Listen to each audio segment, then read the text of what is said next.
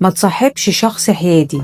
مفيش أحقر من الشخص المحايد اللي يبقى في إيده يقول كلمة الحق ويقولك لأ معلش ما أقدرش أقول حاجة، أصل كل حبايبي.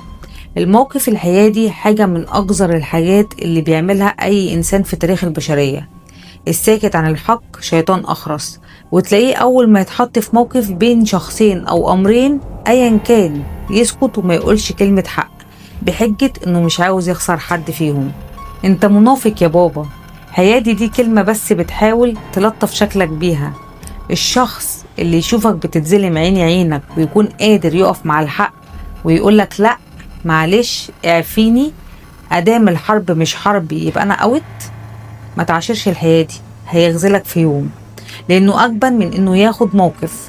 شخص جبان لا يعتمد عليه وغير مسؤول، ولا يؤتمن ولا يتصاحب ولا يتعاشر ولا يستاهل يكون في حياتك. شخص بيلعب على الحبلين، يعني انت مسنود على الحيطة مايلة. الحيادي ده بيحمل على نفسه ذنب انه كان ممكن بكلمة حق منه كل الامور تاخد مكانها الصحيح. المحايد شخص ما بينصرش الباطل بس، لا، ده كمان بيضيع الحق، ده بيموت الحق.